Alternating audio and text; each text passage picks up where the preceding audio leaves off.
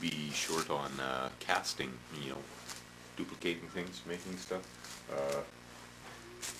Like, well, like these little street lights I'm making here for in front of the building. Hey, they're gonna go, you know, in front of a building. Sculpt works pretty good. Easy to find in a lot of places. Fimo, that's another one. That's the same thing. What they are is a polymer, low bake polymer clay. Yeah, low bake polymer clay. I think that's what they're called. So what you do is you make it, you know, like plasticine. Hey, you make your thing, and then you bake it at a low temperature in the oven, and it'll harden. For casting itself, man, I use plasticine for a lot of stuff. You can use it for, you know, plaster. That was something I cast out plaster. This pillar was done out of plaster and plasticine. It's a cake decoration thing, you know, stick it in the plasticine, fill it full of plaster, stick this on your piece of white foam board type stuff, and, you know, paint everything. Plasticine works really good for that. If you want to get right into things, check out some of the silicone, two-part silicone mold stuff. Works pretty good. Latex is another really good one for making casts. I've used it for a lot. Well, here, isn't it?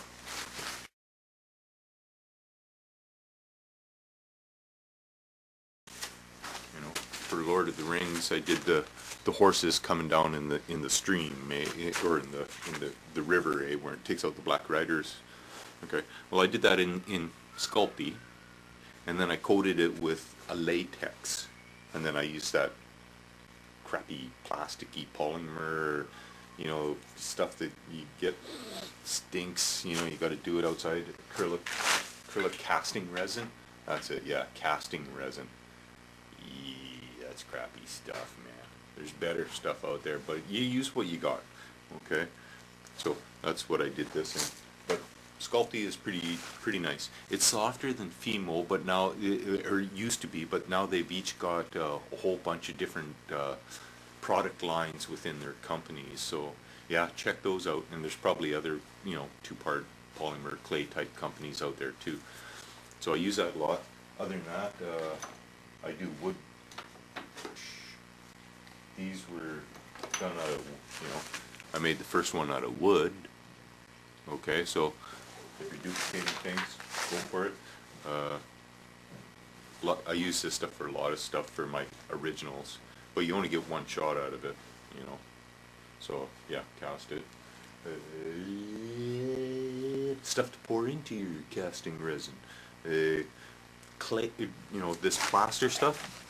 There's, you know, a couple or three different types of stuff that are easily available. Plaster of Paris is the easiest, okay, and it's the cheapest. You can get a big bag for about 15 bucks.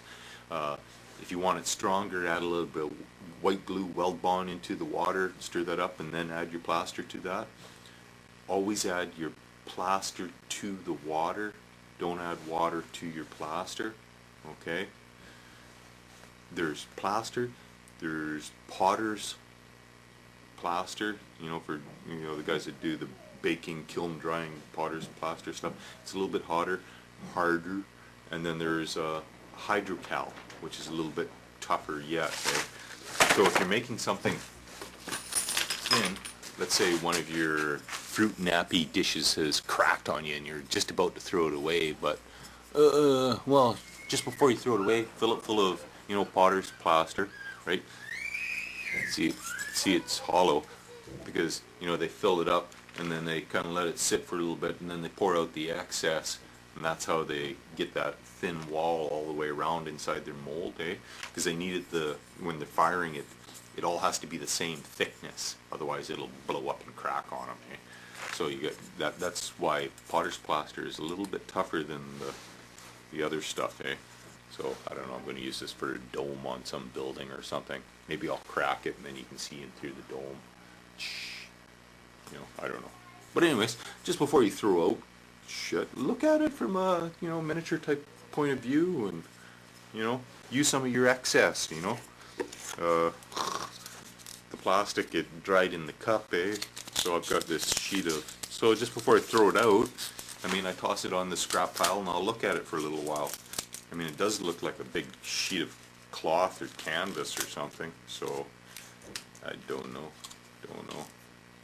I always hang on to it for stuff like this. You never know.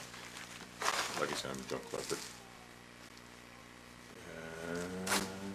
Some things, you just need a whole whack of them. Ew, I forgot I was pouring with you.